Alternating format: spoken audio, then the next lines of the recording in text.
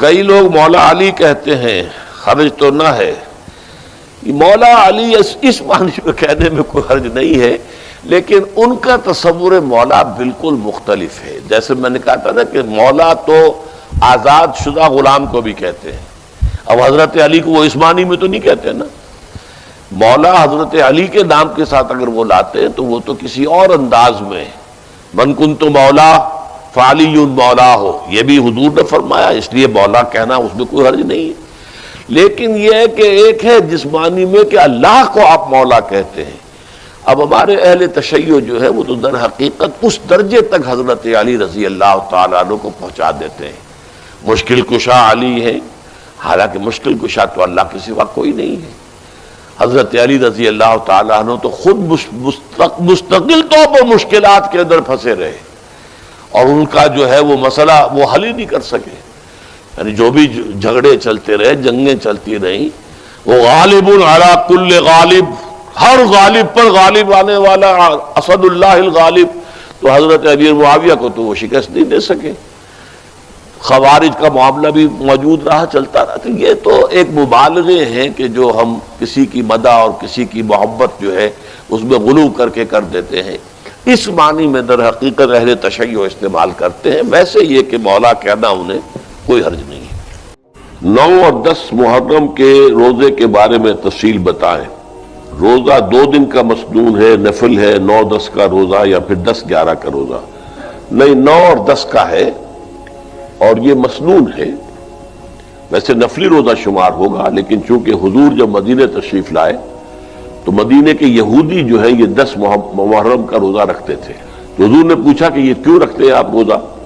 تو انہوں نے کہا کہ اس تاریخ کو ہمیں جو آل فرعون سے ان سے نجات ملی تھی اور فرعون غرق ہوا تھا اور ہم آزاد ہوئے تھے.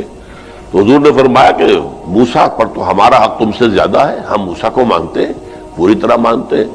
لہذا حضور نے اپنے صحابہ کو بھی حکم دیا کہ تم روزہ رکھو.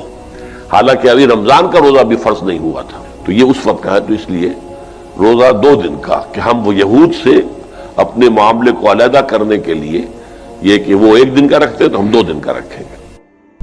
شہر محرم الحرام میں شادی بیاہ شرعاً جائز ہے، اس کے لیے حوالے ہیں. اگر ہے تو کیا پھر بھی اسے رواجاً محرم کے تقدس کے منافی سمجھنا ٹھیک ہے؟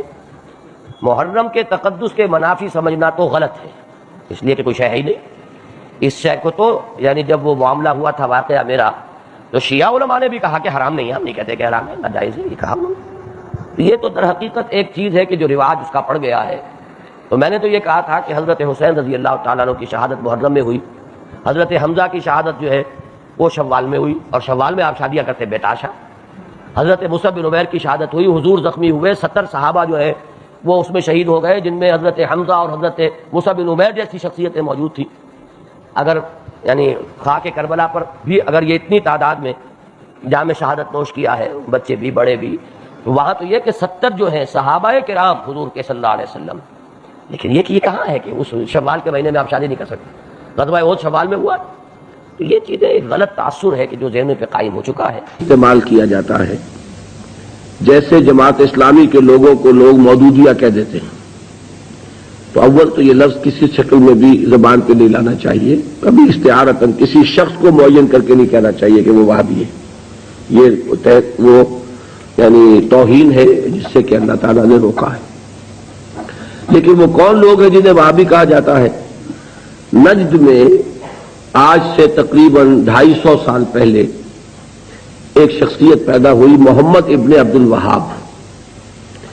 انہوں نے دین کی خدمت کی، دین کی اصلاح کا کام کیا. جو بھی مسلمانوں میں غلط چیزیں رائج تھیں، مشرکانہ اعتقادات، بدعات، ان کا قلقمہ کیا اور ایک تحریک شروع کی.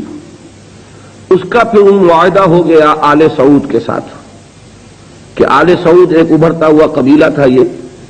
تو ان دونوں کا معاہدہ یہ ہو گیا کہ ہم مل جل کر کام کرتے ہیں، اگر حکومت کو ہم قائم کر لیں تو اس کی حکومت، اس کا انتظام جو ہے دنیاوی وہ آل سعود کے پاس رہے گا، اور اس کے دینی معاملات جو ہیں وہ آل شیخ کہلاتے ہیں، وہ اب شیخ محمد بن عبد الوہاب کے خاندان کے پاس. اس طرح یہ سعودی ڈائنیسٹی شروع ہوئی. پہلے نجد میں حکومت بنی، پھر انہوں نے حجاز کو بھی فتح کر لیا، تو حرمین شریفین بھی انہی کے زیر انتظام آ گئے. تو یہ جو ایک سلسلہ چلا ہے، تو اب ان میں محمد ابن عبد الوہاب رحمۃ اللہ علیہ نے جہاں بہت اچھے کام کیے، وہاں ایک پہلو ایسا بھی تھا جس پہ اختلاف پیدا ہوا. انہوں نے تصوف پر بڑی شدید تنقیدیں کی، اور اس میں کچھ میں سمجھتا ہوں کہ جیسا ہوتا ہے کوئی جب بھی ریفارمر کھڑا ہوتا ہے، کوئی مصلح، تو جذبات میں آ کر بعض اوقات سخت باتیں بھی کہہ دیتا ہے. تو اس طرح کی کچھ باتیں بھی انہوں نے فرمائی ہیں. اس کا رد عمل ہندوستان میں خاص طور پر ہوا، اور انگریز نے وہاں پر جو شہیدین کی تحریک تھی، شاہ اسماعیل شہید اور سید احمد بریلوی رحمۃ اللہ علیہ، ان کی جو تحریک تھی، اس کو بدنام کرنے کے لیے یہ کہہ دیا کہ یہ انہی وہابیوں کے پیروکار ہیں. اور ہمارے ہاں بعض علماء نے پھر ان کی مخالفت اسی وجہ سے کی اور فتوے دیے ان کے خلاف. تو اب یہ لفظ جو ہمارے ہاں بریلوی مکتب فکر کہلاتا ہے، اس کی سب سے بڑے گالی ہے جو وہ دے دیتا ہے. وہ دیوبندیوں کو بھی وہابی کہہ دیں گے، وہ تو اب گالی دینے کی بات ہوئی نا. وہ گالی دینی ہے تو دے دو جو چاہے. حالانکہ دیوبندی مکتب فکر کے علماء محمد ابن عبد الوہاب کی ہر بات کو نہیں مانتے، بلکہ وہ خود بھی تنقیدیں کرتے ہیں ان پر کہ ان معاملات میں انہوں نے حد اعتدال سے تجاوز کیا ہے. میں اس وقت فیصلہ نہیں کر رہا کون سی بات اور صحیح ہے یا نہیں ہے، میں صرف بات آپ کو بتا رہا ہوں کہ دیوبندی علماء کو بھی ان سے کچھ اختلافات ہیں. ہاں ہمارے ہاں جو اہل حدیث حضرات ہیں وہ ان کے خیال سے کلیتاً جو ہے وہ متفق ہیں. اب ہمارے ہاں کیا ہوتا ہے کہ جس کو بھی بدنام کرنا ہو عوام کی نگاہوں میں اسے کہہ دو وہابی ہے. اس کا ایک لطیفہ بھی بیان ہوتا ہے. جبکہ ہندو بھی تھے، اور ہمارے پاکستان میں کوئی کہتے ہیں کہ ایک جگہ پر کوئی بنیا تھا، وہ مولوی صاحب جو تھے وہ اس سے سودا لیتے رہتے تھے قرض پر. ایک موقع پہ آ کے بنیا نے کہہ دیا کہ مولوی صاحب اب آپ کو میں سودا مزید نہیں دوں گا، پہلا حساب چکا دیجیے. تو انہوں نے واز میں کہہ دیا کہ فلاں شخص سے شنکر لال